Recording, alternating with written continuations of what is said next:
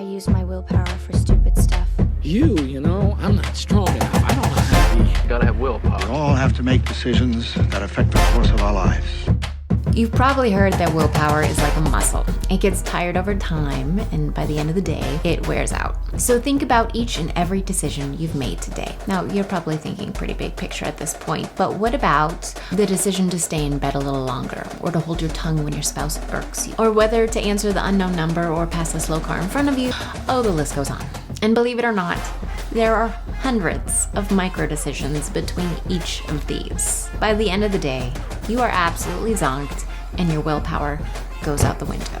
Luckily, habits help.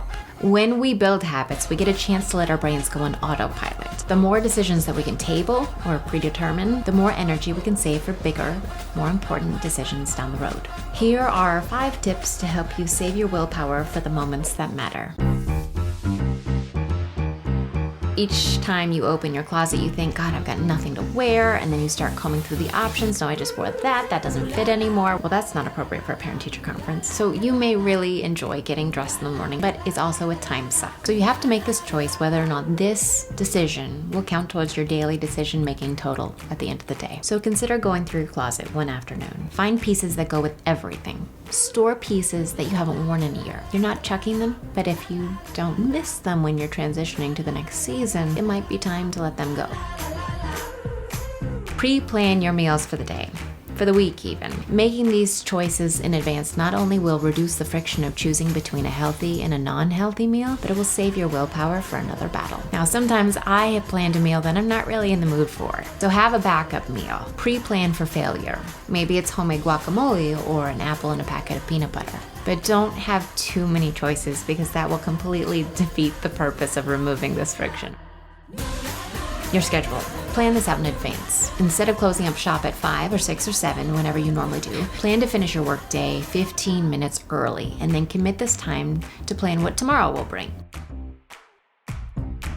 Your to-do list. I hope this point is a given, but don't ever rely on your memory.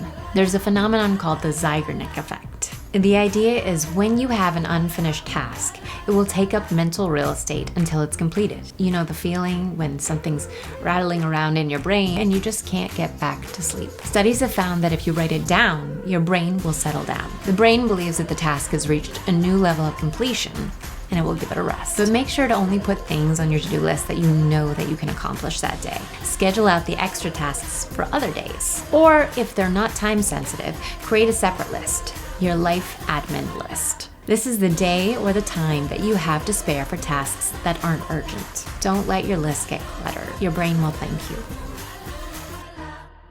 Build in time each week to clean your space. A cluttered space means a cluttered mind. You'll find yourself avoiding tasks, getting distracted, getting angry when your workspace or sleeping space or eating space is a mess. Taking these tiny elements out of your decision-making equation will free you up for greater willpower strength at the end of the day for the things that matter most to you. Thank you for spending time with me today.